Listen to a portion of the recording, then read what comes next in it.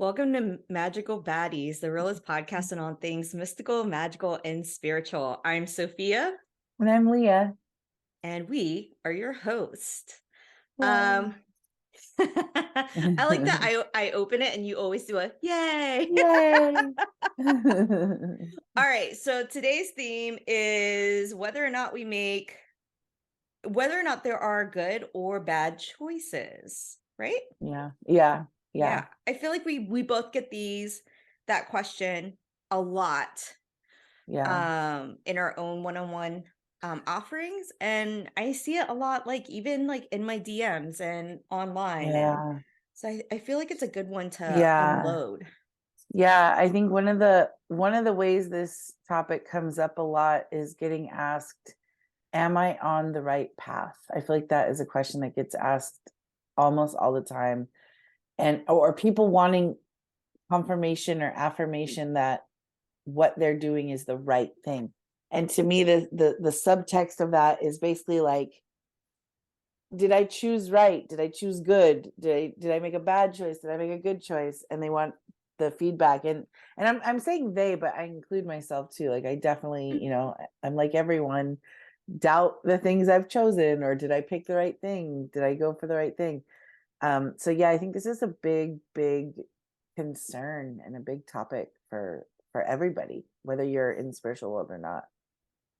Yeah, I agree. I personally, I definitely whenever I get readings from someone else, it's a outside perspective of whether or not this is a good direction or Yeah, what is the direction. yeah, And yeah, I think it's all the Asians, validation, yeah, like all of it, which is a very yeah. human thing.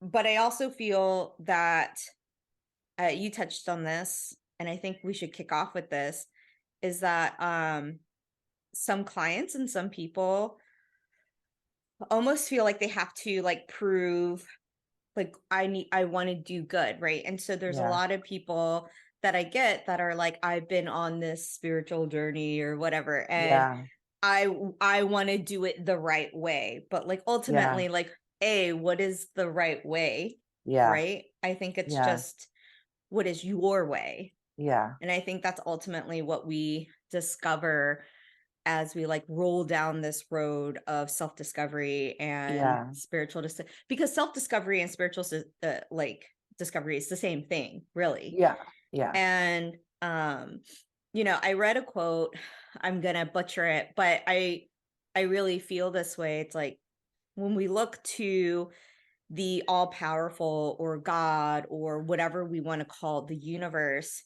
um Mhm. we're not looking we have to remember, like, who is your God? Like, is your God somebody that is in control, so you want to be like subservient and you want to be like a good follower, or is your God looking for a partner?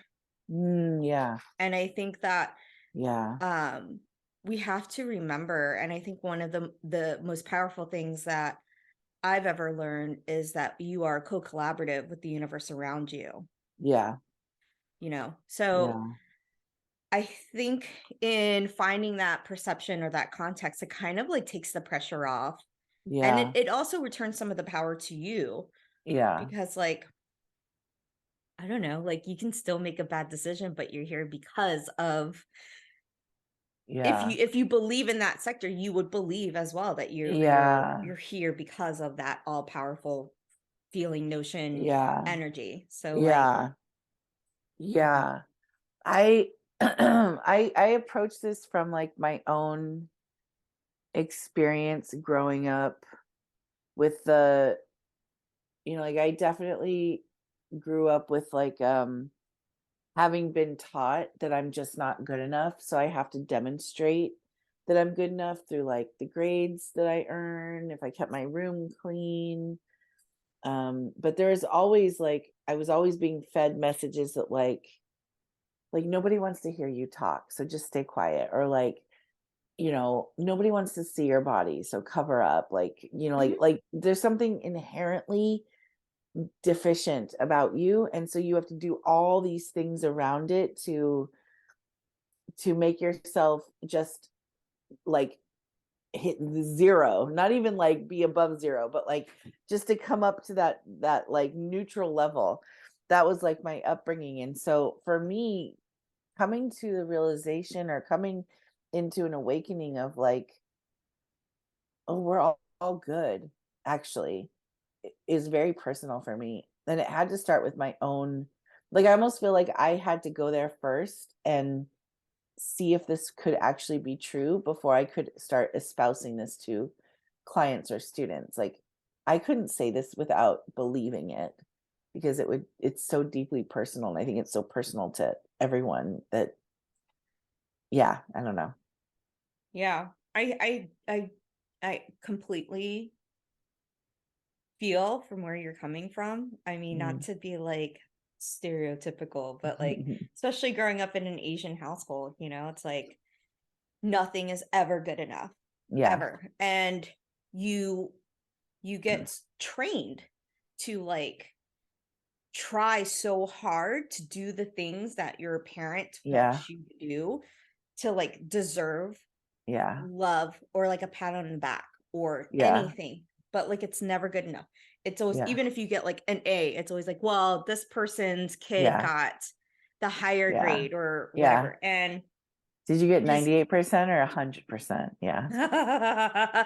yeah, well, it's that. And it's like Yeah. your mom was fat, so you're gonna be fat. Yeah. And like Yeah. it's so you get kind of programmed into this. And if we Yeah. want to talk like microcosm, macrocosm, like your parents kind of represent that like higher power, right? For Oh, a really yeah. long For time. sure. And so like I think we naturally become programmed into thinking that like whatever this higher power is Yeah. wants us to prove ourselves, Yeah. So Totally. like Yeah.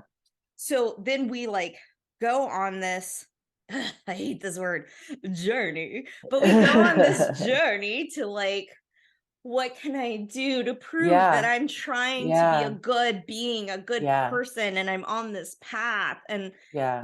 ultimately, I think what it comes down to is like deprogramming all together. And so I think Yeah. that, like, at least from my understanding and like being friends with you and being close with you, when you talk about like decolonialization, it's not like what we see on the internet that's like, we're reclaiming our indigenous rights and, Yeah. all of that. It's deprogramming ourselves from Yeah. society and from the programming that begets programming that begets programming. Right. And what Yeah. is like the internal program that we're supposed to Yeah. activate. And I Yeah. think like that is for sure how I always felt about Yeah. spirituality and this thing that we do, like it's the mafia, like our thing, like the Costa Nostra, like this thing of ours. But We're in the family. Yeah. yeah, we're in the family. Yo, not for nothing, but uh you're doing it all wrong. No, I don't know why I turned into Christopher Walken, but and then I realized, well, if that's what decolonialization is, then that's like the mantra I'm kind of looking at too. So like Yeah. I think that that's like Yeah. ultimately what we're looking at, right? We're just like completely deprogramming ourselves from this idea of like work hard, Yeah. gain hard, which is also like a systematic thing that American society has like really put into us, Yeah. right? Yeah. Like I literally just got off of FaceTime with my friend who was like, you know, I he's a flight attendant and he also works in a restaurant. And he's like, and then I feel like so guilty if I sit around and do nothing. And I'm like, that's not you. That Yeah. is the society at large. That Yeah. is, so you got to give yourself permission. So, anyways, Yeah. I think that like when we go into this thinking, like, what if I do this wrong? Ultimately, what I believe in my experience is that there are no wrong choices. You make the Yeah. choice that puts you on the path that allows you the opportunity to learn, to grow empathy, to have grace, Yeah. to, Yeah. and like you Yeah. can't do that if everything is good all the time. Right. And Yeah. so I think like we're going to dive into this like when I come back from maternity leave, but Yeah. this is kind of like the root of like good versus evil, right? Yeah. Like Yeah. there's two parts to all of this, and if one is just all light all the time, then we're never going to learn how much, like, how much we can be ensconced in the shade. It just Yeah. seems scary because it's dark out. Yeah. Yeah. So what you're talking about is I literally has a term. It's called coloniality of being. It was coined by a guy, Maldonado Torres, in a 2007 article. And it's essentially like the way I describe it in my classes, it's like it's the lasting impact that the colonial like paradigm has in our bodies, in our knowledge systems, in our ways of being, in our like our life ways. And it's the thing, and for us in the Western world, especially the United States, we are designed from birth to be producers of capital. So like you're not born neutral as in the eyes of the state. You're born as like a potential like person that will plug into the cog of the economy, like the cogs of the economy.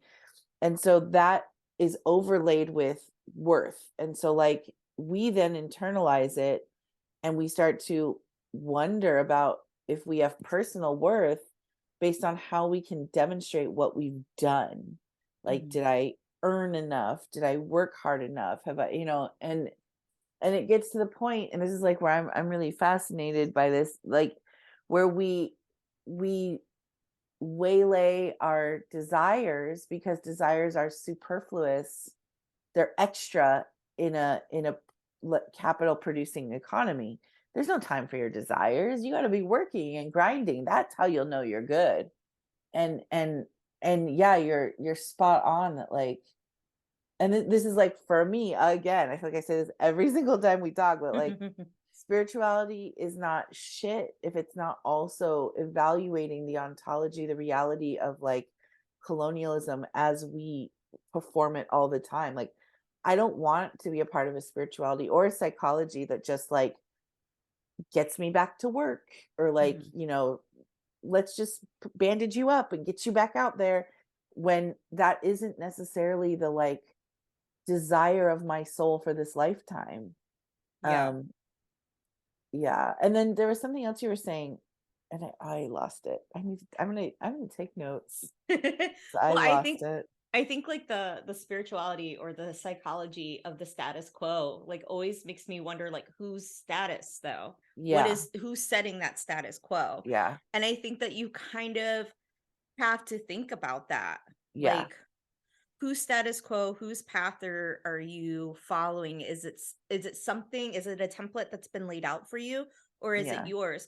And I think that that's why like sometimes I'm gonna there's gonna be people out there that are gonna hate this, which I really think this is a good concept. I think we should have somebody who does human design on to try Uh-huh. to like talk me into it, because this is why I don't believe in human design. I don't think somebody else telling me the template of how I am designed works for me, because who are you to tell me what my template is? Because I don't Yeah. even know it. So I think Uh, that um maybe that was like too directed, but I don't like anybody telling me what to do. if you It's haven't ultimate. met Sophia. No, but I think so. So with that being said, like who is objectively looking at your choice as the right or wrong choice? And Yeah, I'm talking about like choices that you get for like the basic person that, sets up an appointment with one of us and they're like, should I break up with him? Should I not? Should I take yeah, this job? Should I not? yeah, yeah, We're talking about like, and we can evolve that into bigger questions like, am yeah, I on the right path? That is yeah, such a big thing to unload. yeah, Like, what makes you feel like you're on the wrong path because things are yeah, going wrong? Like, those are yeah, opportunities. And I think that, like, in my, like, even from my own personal experience, like, you know, I was a drug addict for a really long time. Was that bad choices? Maybe on some level, but I learned so much. And from yeah, it, I made some good choices. I learned empathy. yeah, I understand. And I can like look at people like my sister or other people that struggle with addiction, and sort of like there's no judgment or no like expectation of like, why can't you do this right? I Yeah. understand that it's a struggle. Yeah. So I think that there's an opportunity there. There's empathy Yeah. there. There's grace there. There's so much Yeah. good that hides in the shadow of like what we call bad. But like I think it's really important for us to go forward and Yeah. try it out, you know? Like Yeah. one question we got when we were like talking about the Akashic records, and I think that no matter what episode, what theme we do it, we're always going to look through things through an Akashic lens because that's just like what Yeah. we do. Yeah. But somebody said something to the effect of like, do the Akashic records like ever lead you to bad choices, or do they Yeah. hold back information on purpose, or Yeah. something to that effect? Or maybe those were two different questions, but I Yeah. think that simultaneously they adhere to this theme, right? Yeah. And I think that sometimes like one thing I will say about like being held back or information being held back is like I really am going to press this into this program as much as I can. Sometimes it's just not about the intellect. Yeah. And we really have to take that out. So, like, it's not always about your mind. It's not always about what you Yeah. think. It's not always about Yeah. how you process, because we are so many systems in one. Yeah. And Yeah. sometimes we're just not in a place to understand. So, like, when you look back at your life, right? And say like coming up to it, you get all these signs, synchronicities, dreams, whatever, and you write everything down. And like this is the common thing I get with a lot of my clients. They're like, this happened and this happened and this happened. So I'm just trying to figure out, what does it mean? And I'm like, it doesn't matter. It Yeah. doesn't, Yeah. like you have to learn the language of your spiritual ecosystem. Once you do, you start to understand what those messages, what they are. But Yeah. when you look in retrospect, you see it lines up seamlessly. So Yeah. I think that like when w- when you are questioning all of that leading up to it, it becomes about the intellect and not about the experience. Right. And Yeah. we can only gain confidence and learn through experience. Yeah. Like Yeah. you can read as much as you want, but until you actually adhere it to your own life, Yeah. it's not going to matter. And so Yeah. like I think that the Akasha or spirit or whoever withholds information because like intellectually speaking you're not ready for it, but somewhere else Yeah. you are. So it's not always Yeah. about like what is present, it's sometimes what's going on behind the scenes. And then I think that I've even heard this when we were taking our teacher training. Like somebody was saying, like, oh, they led me to this house and it was wrong. And I was like, why would you lead me to the wrong house? And I'm thinking, like, that wasn't wrong. Like, It's the right mm, house for something. it's the right Yeah. house for something. Right. So, Yeah. so I think that's what we mean about like good choices and bad choices. And I just don't really believe that there are bad or good choices. Now, we can talk about like the bigger things, like someone decides to like do something egregious or evil or whatever, but like ultimately those are the choices for their path, right? Not anyone else's Yeah. path. So I think there's a judgment that goes through there, and whether or not like there's plenty of stuff I think is evil or bad out there, but I Yeah. know ultimately that's for those, like if I look through it through an Akashic lens, I know that those things have to happen.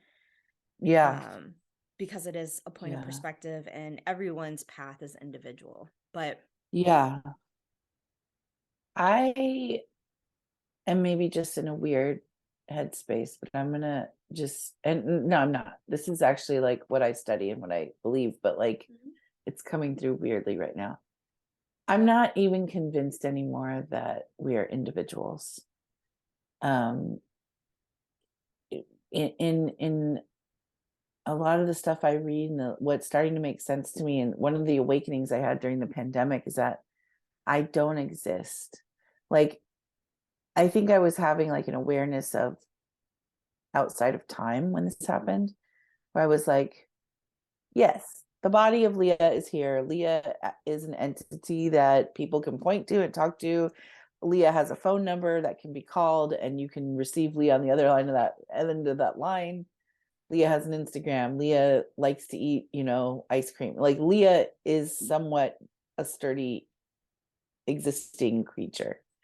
And at the same time, I am a body that is like a host to like 75% non-human microbes. I have a gut flora. I have like, things that live on my skin that didn't originate in my body. I'm like, my whole body is a community of other things also at the same time. And even beyond that, I'm a blip of an iteration of this long thing called a soul. And there are other iterations of this soul happening at the same time. And so, like, how strong is the nature of Leah as a sturdy, dependable, reliable reality? And I was at that point, I was like, it's not very strong. It's like, sure, yeah, I have Leah and has preferences, but what I perceived before having this awakening, what I thought before I had this awakening was like, everything I think and do is the only thing that matters. And the stakes are very high. I need to make the right choice. I didn't factor in, there's been a study recently, there have been many studies that are saying that when you're hungry, the gut flora is sending a hormone to your brain to give you the signal of hunger. Hunger isn't actually originating in your brain from you. Something foreign that lives in your body is actually telling you you're hungry. And that really made me start thinking about, like, then who's driving the car? Who's Leah then? Who, if these decisions are, I think that they're me because I grew up in the cogito ergo sum, modernist Cartesian, like Western colonial world that tells you you're an individual. What do you like? What are your grades? How good are you? Blah, blah, blah. I just started to like, it just started to dissolve.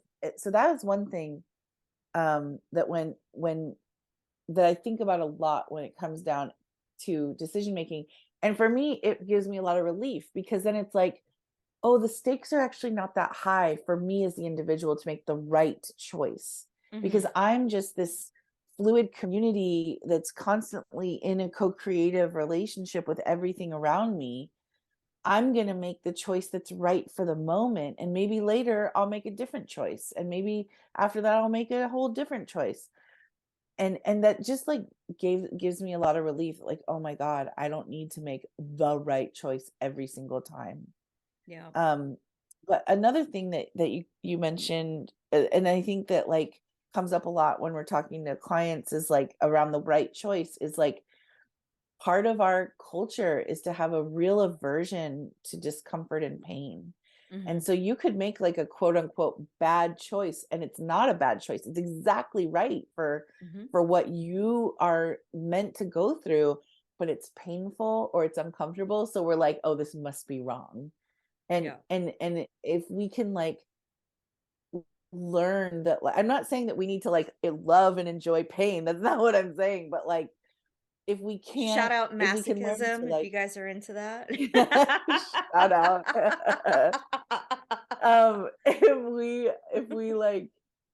If we can like learn to not throw out the whole experience simply because it's uncomfortable, and be like, okay, this is uncomfortable, yes, but like, what are the Easter eggs here? Like, Totally. what's here for me? Shout out Yeah. Jesus. Yeah, shout out Jesus. Shout out Ostera. Um, so it's interesting because, what I really love about like, you know, um, hanging out with Leah is that we come from like two very different backgrounds, but I get to see, this is like me nerding out. I get to see kind of how things weave. So like in my studies of Alan Kardec, what he talks about, or what the spirit talks about, is the paraspirit. And so like this body is an envelope, and this body holds the quote individual, but if you rise above that, the paraspirit that is put into the envelope is so much like more wider than what we perceive as an individual. And they Yeah. try to kind of break this down into how we can understand it, but it's a really complicated concept. But does it have like the same predisposed like individual thoughts that we may have while we're in the Yeah. envelope? Yes, of course. But are there other things connected to it? Yes, of course. Yeah. So, I think that that's some things that I find that I know to be true because I feel it, it's so resonant, is like how multiple people will be like, "Oh, I was this person in a past lifetime." Yeah. Well, yeah. There are like parts Yeah. of you that were parts of them during a parts of Yeah. a time period, Yeah. so that all makes sense to me. And I think that if Yeah. you see that's, when they say like we're all connected, yes, in the physical, like day to day, it does connect. Like you make a choice here, you go to McDonald's, Yeah. your stomach hurts. Now we can't go to the show because you ate the wrong Yeah. thing. And like, we are Yeah. connected in that way, but we're also connected in this like bigger, like mystical net. And that's like the only way I can That like really happened to me describe it. once. Happens to me a lot. I well, I'm just this is a really quick tangent because you guys want all the private stuff. I got invited by a friend. I didn't want to do this. I don't love this band, but she had an extra ticket to see Tool in San Francisco, and I was like, all right, I'll go. And I got off of Cool work. I math took the homework. BART. Yeah, I was like, I took the BART to like where this was at the Bill Graham Auditorium or whatever in San Francisco, and I was like hadn't eaten since like 10 a.m. So I was like, oh cool, Burger King. I will eat 2 cheeseburgers, like they're little cheeseburgers, and just pack them in. I get into the show, beeline for the bathroom, Yeah. diarrhea for like the whole night. It was so shitty, literally so shitty. Literally. I made a bad choice, but it was kind of a good choice because I didn't want to be in that thing anyway. There were no chairs. I just stand. It was just like, yeah. Yeah, So I just want to let everybody know that before we started this, I told Leah we should talk more about our own experiences with bad yeah, choices. there you go. There you go. um, so I think we're connected in that way. Thank you for messing up my train of thought. But anyways, Sorry. I concur. I concur. Yeah. Um, Yeah. the God, you fucked me up. I don't know where I'm sorry. I'm sorry. The Akashic records call the soul a string cheese to me. Have I ever told you that? You have told me that. The way they showed it to me was like this like fishing net. And so at the Mm. intersections of every fishing net is like a light. And there's like if you move far away from it, it just looks like one beaming light. And then when you come up close to it, you can see the separations, but the connections to each Mm. light.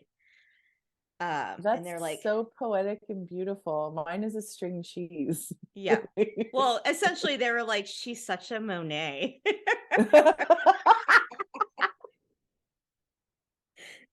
You're not gonna get that if you're not If you're not a over the millennial. age. You're not Yeah. over the age of 35. Yeah, you're not gonna get that. Um, anyways, let me figure out where I was going with all of I'm this. sorry for my shitty interjection. It doesn't matter. It whatever. Well, you were saying the parasol. Yeah, so Yeah.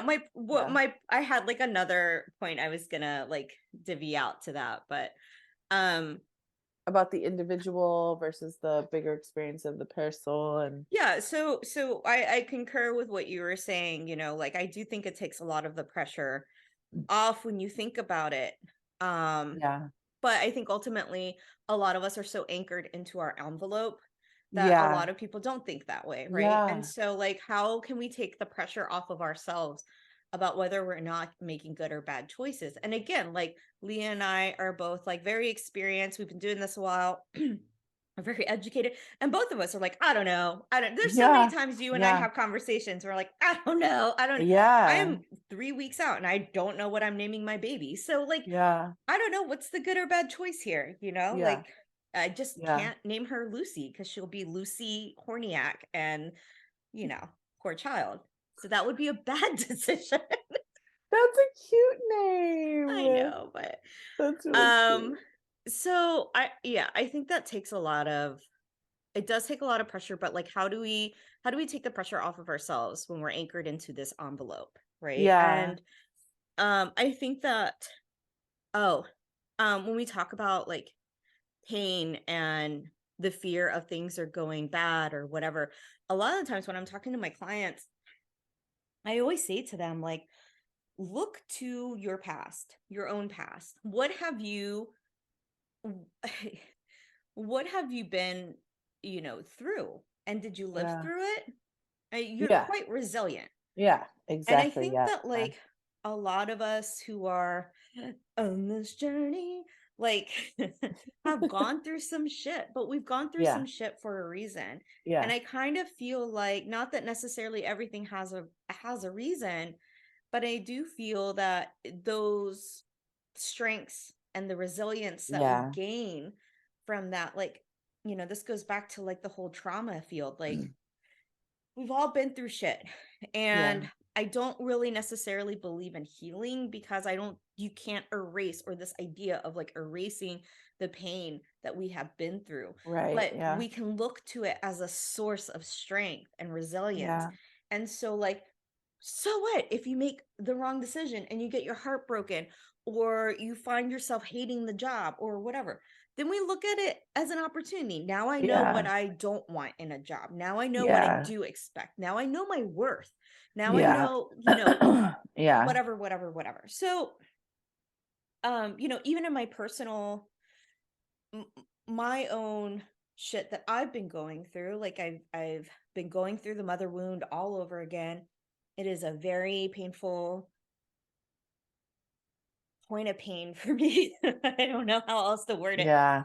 but I was just thinking today, like when I saw the picture of me and my mom, and I saw like how much tenderness there was and how much love Yeah. there was, and I've never seen ourselves like that, Yeah. both of us. I've always looked at it from my point of view of like I was abandoned, she gave me up, whatever.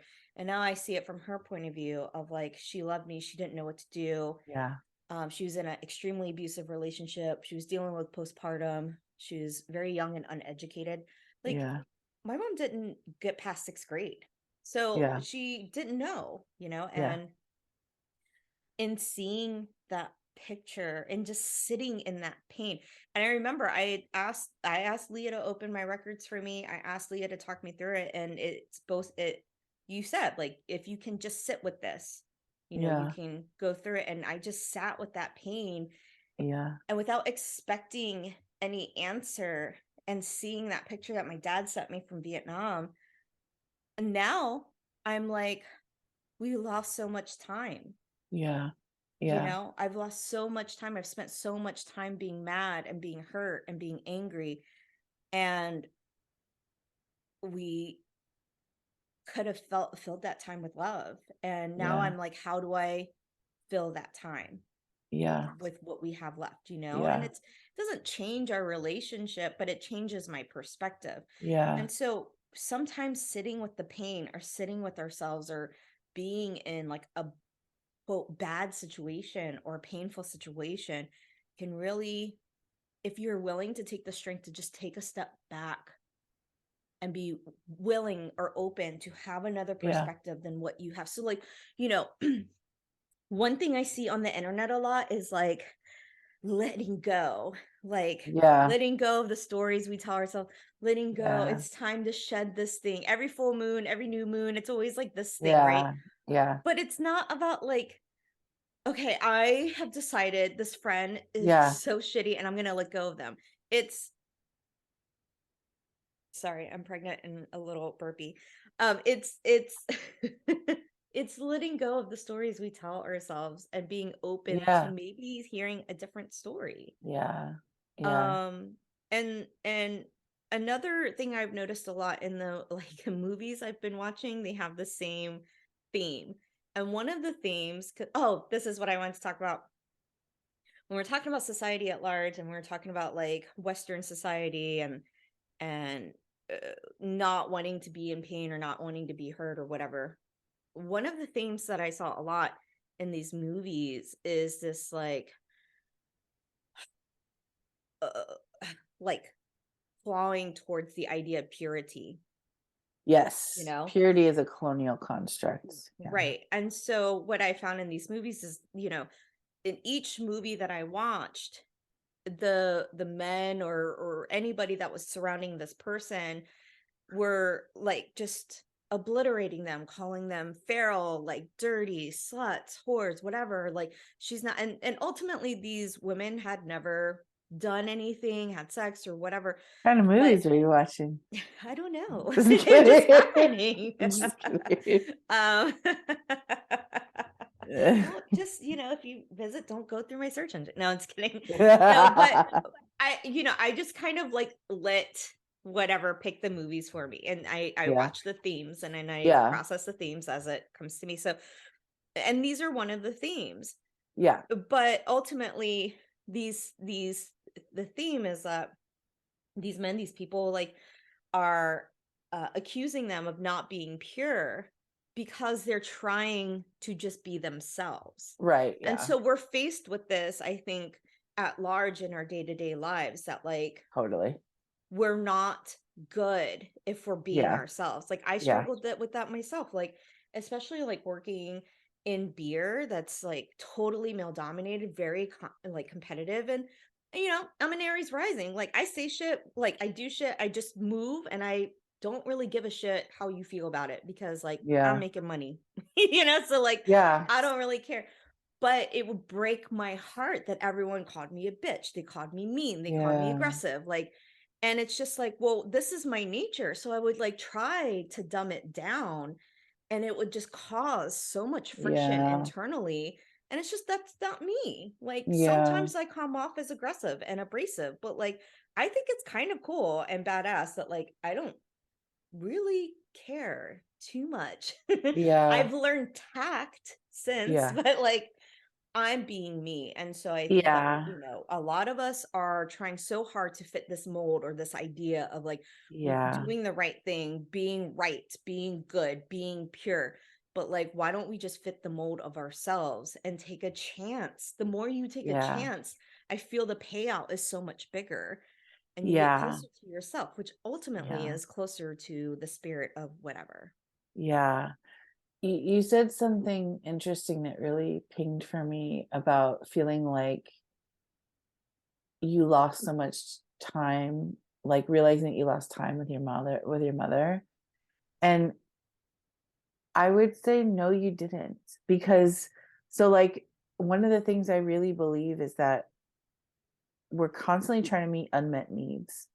And so this period of time between your childhood to when you looked at this photo, you were meeting the need in the very best way that you could at the time, Mhm. whether it was keeping the distance or holding the, contempt or the animosity or the anger or whatever it was. That was like the best thing you could do in the moment.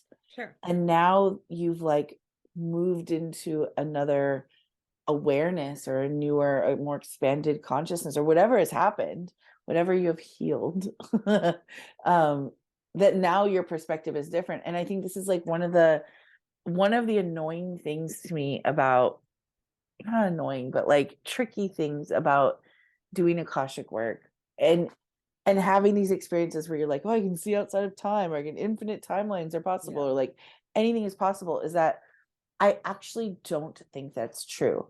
I think it's true in the like imaginal realm, like in the Akasha, like sure, there's all these things, but what we do, what ends up happening is actually the only choice that's available to us because of what we believe, what we know, what we think is possible in that moment. And the beauty part of us is that, like, the amazing part about our lives is that we can shift and grow and change and learn new things and change our ideas and let new stories in, and Mhm. then we can open up the doors to those other timelines. But like when we're in this one way, the only thing that's going to happen is what's going to happen. And Yeah. so, but it's good because that's what makes sense to our bodies and to our belief systems and to like what our unmet needs. And so it's really hard to understand that when you are in the pain or discomfort, because you're like, oh, I want something that's not painful. And it's like, well, Mhm. it's going to come if you can get to your why about this, which is And again, I don't want to like, I'm even like, and you say this a lot about like, I hate the idea of like a lesson. And I'm like, I more and more hate the idea of a lesson too. Like as if there's like a goal, a benchmark to achieve or something about this moment. Yeah. Because that also is very capitalist too. And so like to me, that's like an overlay of capitalism onto like an explanation of the soul or the explanation of life. And so what if it isn't that? So like then but then I feel like because we think in binary terms, we flip into like, well, if there's no lesson, then I'm just meant to like suffer. Like this is just needless pain. And I don't think that's true either. Yeah. I really don't know. I think that like, and I always say this, language is so limiting, right? And so Yeah. like that's why a lot of times, like, I'll take the idea of lesson and I use the word opportunity because I Yeah. think that's really up to you what that opportunity is Yeah. going to be. Yeah. Like if you want to look at it as a lesson, if you want to look at it as whatever, but like even opportunity is not the right word for it. Yeah. So, these concepts are so much bigger than like who we are, what we are, we can't put it in an envelope, but we Yeah. have to Yeah. squish it in an envelope just the Yeah. best we can, the way that Yeah. we're squished into an envelope. Yeah. So, I think to like bring this back down to earth, when you're thinking about like when you're stuck in this idea of like, do I take this job? Do I not? I Yeah. think it really boils down to resonance. Like, what do Yeah. you A feel in your hundred percent. body? Like, Yeah. what feels good for you? And just Yeah. because it like feels really good and then it turns out bad, it doesn't mean you made a bad choice. Yeah. You chose it. Not to be like Yeah. there's a reason for it, but like, you know, I didn't go to college. I didn't like finish college. And, it's one of my biggest regrets. There's a lot of stuff I didn't do. There's a lot of shit that happened in my life. But ultimately, it led me to where I am now. And Yeah. I am so grateful for it. Yeah. So, there's a lot of pain that I had to go Yeah. through. And it's not Yeah. that I had to go through, I just went through it. That's just how it rolled out. Yeah. So, if you squish that into that moment, that small blimp in time of like, this is horrible. I hate my job. I hate who I work with. I hate whatever. Yeah. Cool. Take a chance. Yeah. Like, listen to Yeah. resonance. Resonance is going Yeah. to lead you to something else. And like, more and more and more, you start to recognize what you like, what you don't like, what you Right. desire, Yeah. whatever. And I think that gives you those experiences, gives you the confidence to like make those choices and take those Yeah. chances, especially when we're squished into a society that like really tries so hard to bar us from making those big jumps. Yeah. Yeah. Yeah. One of the things that I really think about a lot, and the records helped me with this, and then I also read the book Nonviolent Communication by Marshall Rosenberg, is this idea of unmet needs. And I really have come to this belief now that unmet needs are everything, that we are just walking bundles of unmet needs. Some of our unmet needs might be conscious to us, like we're aware of them, but most of them are not. Most of them we are unaware of what the actual need is. But as I dig into this and I apply like a decolonial lens to it, what I see are that needs are neutral, meaning obviously, like the example I gave in my Kashik mentorship was like, if I have you know, a need to go to the bathroom and it's bad, maybe my need for dignity is lower and I'll just like pee on the street. Like I just gotta pee. So like in that Mhm. moment, my need to go pee and take care of my physical body is higher. It's not neutral, it's higher. It's more, it's Mhm. raised up for me. And my need for dignity is down. But there's also a social valuing or valoration of needs, and where we would assign more social value to a person who respects their dignity and da da da da da versus a person that would pee on the street. We would like mark them as like lower in value. Ugh, gross. We even, that's even against the law. So like what I'm saying is that socially, actually, that's a wrong system. All needs are neutral in value. Um, so we respond to needs 100% based on like what we know, what resources we have available, what we believe, which needs are up the most for us. Um, all of these factors come together to make us respond to our needs. And we respond in the only way possible. So this idea that like you could do less than your best, I don't think that that's possible. I don't think we ever can do less than our best. I think we only can do what is available in the moment. So I gave this example of like when I was teaching, um I don't remember. I mean, I didn't, this didn't actually happen, but I was like, I was a teacher. I remember thinking this, but I don't think I actually did it, but whatever. I was a teacher. I had been really hungry all day. I hadn't eaten, and I had to go to like get gas or something. And I walked in to pay for the gas, and there was like a thing of apples in the gas station, like market or whatever. And I was like, in my head, like, I'm just gonna take it. I'm just gonna take this apple. So like in that moment, that was the best option available to me. But do I know that it's illegal to steal? Yes. Do I know that I have money, but my wallet's in the car or what, like, Mhm. do I know these other things, these consequences will happen? Yes. But maybe in that moment, that was the only thing available to me. Right. It doesn't make it a good or bad choice. I have to deal with whatever consequences of my action, which then usually the shame kicks in and they tell us you were bad, you did a bad thing. But actually, I disagree with that now. In the moment of making the choice, you make the best and only one available to you based on all these other factors.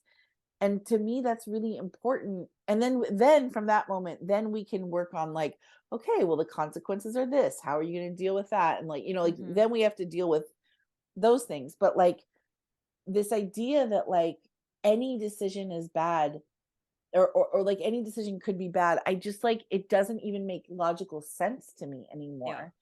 And the shame part is like the thing that will freeze us from ever listening to the resonance. Like resonance to me is like a full body yes, full body no. It's not even like, and sometimes the yes feels good, but sometimes the yes feels bad. Sometimes the yes is like, I have to quit my job, it's going to be hard, or I have to break up with this person, it's going to be hard. But that's resonance. Right. And so like, yeah, I had another point too, but I don't remember it. But yeah, unmet needs I are I huge. I do want to talk on something you touched on was resource, and something that Yeah, I always tell my clients, if we're breaking this down to boiling it down to your choice, think about your resources. And I'm not talking about just money. Like think about your yeah, support system. yeah, Think about your experience. yeah, Think about like what you've been through. Think about like yeah, say things go left, right? Like yeah, is that the worst thing that could happen? Like think about what your resources are yeah, to support your decision, because like yeah. we are all going to wrangle with decisions for the rest of our Right, lives. right, So like I agree with you. I don't think there's any bad decisions, right. bad choices. You just do what you do because you do it. Yeah, And I believe in that because I feel that nature is perfect. I right, I yeah, feel like there's always like even like it just as simple as like we were seeding our lawn and we were talking to our neighbors and he was like there's so much moss and it's everywhere and I'm like I love moss, like what's wrong with yeah, moss, like yeah. like uh, to him he's like this moss is terrible because it like covers It's up the grass invasive area, if and it's yeah, invasive it's whatever. Me, I'm like it's soft and I can be like the fae live here to like my little yeah, daughter and I don't mind moss, like so it can be like so two-sided yeah, for everything. So like what are your resources? Like fuck the yeah, neighbor, fuck everybody else. yeah, What are your resources? And I yeah, think that's like really important if you're going to make some kind of informed decision, because ultimately we're going to have to wrangle with them. And like yeah, when you're talking about resonance, like I'll like, in all of my studies, the thing that I've been struggling with the most is evil versus good. And honestly, we came to this topic because we were going to talk about you're this, but like, it's I will so talk about it much later. because it's yeah, because it's heavy and there's so many Yeah, departments we can go into. So we will touch yeah, on that. But uh, uh e- good versus bad, evil versus good, whatever that is, yeah, when I met my husband, I was in a relationship. When I met my husband, he was in a relationship and they were happy, and well, I guess they weren't. They seemed like it, but like just from the outside perspective, right? When I met him yeah, once with her. yeah, And people thought that about me and my significant other at the time, but it was yeah, not good. But when I met him, it was full body. mind, everything, resonance, even though I knew this is a bad decision, Yeah. Yeah. right? Like, Or like this decision will bring about pain. This decision will be hard for people. my It'll be car is rupturous. in Yeah. this dude's name. We live in the same house. Yeah. I have a kid Yeah. now. Like, it's not his Yeah. kid, but like now I'm breaking up like my son's system Yeah. of normalcy. Yeah. Like, it felt wrong, but it was the most right thing I could have done in my life. And I Yeah. do not regret it. And like, so what is the bad? Right? Like Yeah. who is the bad? Who is saying that this is bad? So like you could easily say like I was a home wrecker or whatever, or vice versa. But like, I don't know. We're really, really Yeah. happy, and Yeah. it's obvious. And even like you and Shannon were like, no, when you see you two, that's like lifetimes or whatever. So Yeah. like that resonance, that decision, whatever, like what is making you feel like it's bad? Yeah. Because does it feel Society. right to you? Shame. Shame. Colonialism. Your Shame. parents. Your Shame. shitty neighbor. Yeah. No, I know there's so much to say about this. Like the decision truly is only one, it's only one part in the bigger like sphere of the event. So like your example is a really good example of like, I'm actually in this, now that I think about it, I'm like, I am kind of in a similar situation.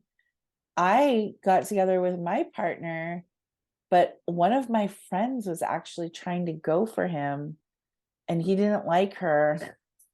That just sounds like gossip, but like, Oh, I love to gossip.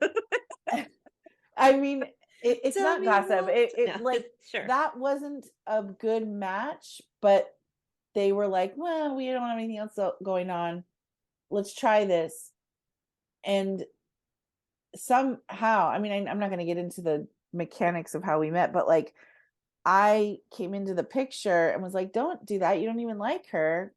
Come visit me if you have this time off. They got into a fight and we were just friends, but it just resonated. Yeah. It was resonant. And that ended my friendship with that person. It ended his friendship with that person. It was a painful thing, but now, almost 20 years later, we're together. Um, God damn it. I I know your mean, point. I get your right. point. Yeah. Like Yeah. Yeah. it wasn't just for being like a Tasmanian devil and spinning up people's Sure. lives and bouncing and just causing havoc, and even then that wouldn't be a bad decision. So like the second part of the phase of the like the part of the event is like the consequences, and we're not even talking about that yet in this conversation. We have to, consequences are separate, but like, is our fear of the consequences going to freeze us from doing the resonant path? Is Right. the fear of like, I will be bad if I do this, stopping us from the thing that like your soul has designed for you to experience maybe in this lifetime? Right. And I don't want that for anyone. I want us to be like courageous and brave, that like, look, this might be a painful thing I'm about to do, but I can't not do it. I have to see what's on the other side of this.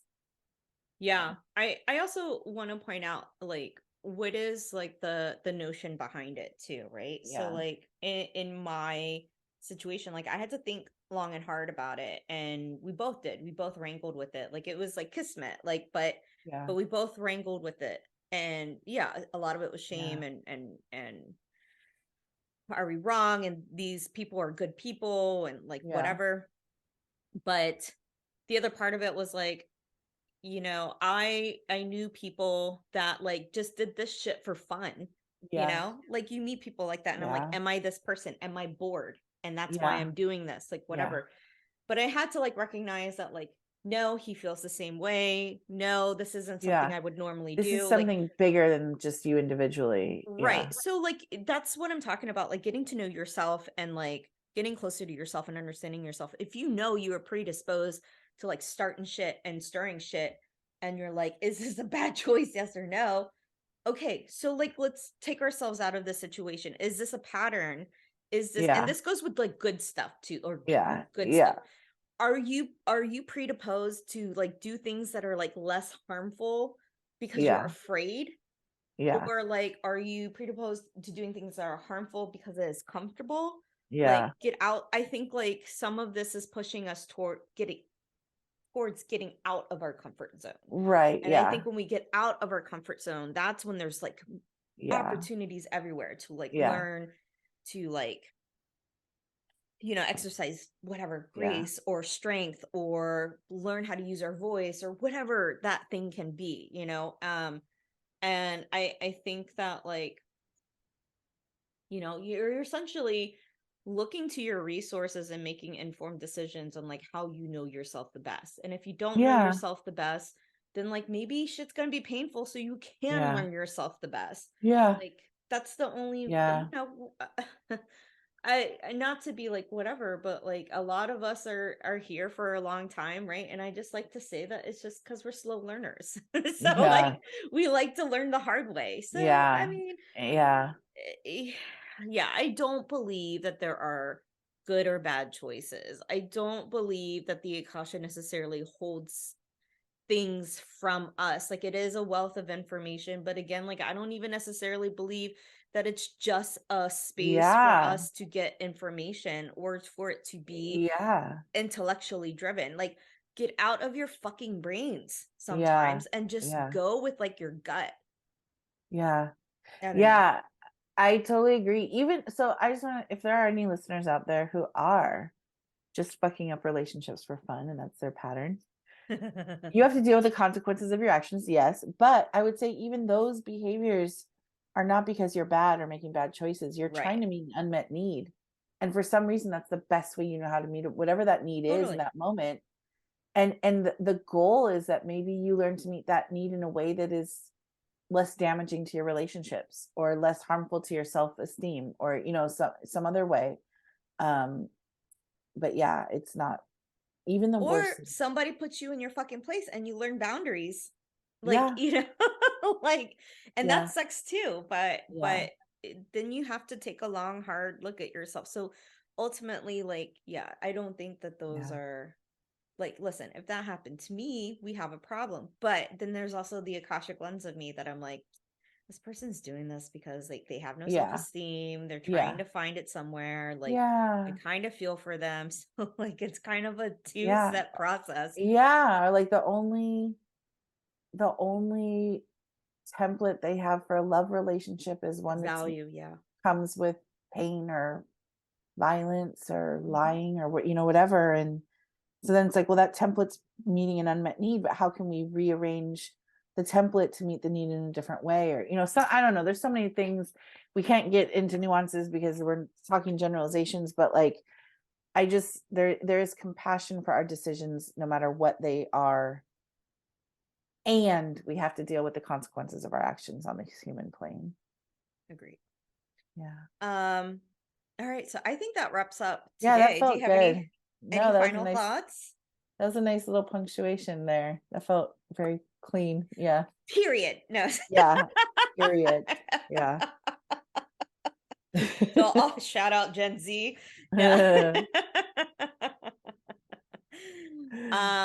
Yeah, I feel like we got into our Akashic bag for sure. Um, but yeah, if you guys have any questions, comments, whatever, like we're happy to hear them. Yeah. Comment on YouTube, comment on Instagram, Apple, Spotify. uh, Can you comment on those things? You can comment on the Apple. on Apple, Yeah. but also we have Patreon. Da-da-da-da. Oh yeah. So you can always, for $5 a month, you can chat with us there too. Yeah. And we'd love to hear your feedback and thoughts on. Yeah. And we're gonna open up like not meetups, but virtual meetups with us for Patreon patrons, Mhm. and you get a cool sticker. You do get a really Also. cool sticker. Very Yeah. cool sticker. Yeah, so we will start doing those live meetups when I return from maternity leave. So Yeah. after August. But yeah, thank you Yeah. guys. Thank you Cool. for watching, hearing, Yeah. It's so listening. nice. Yeah. All right, guys. Bye-bye. Bye.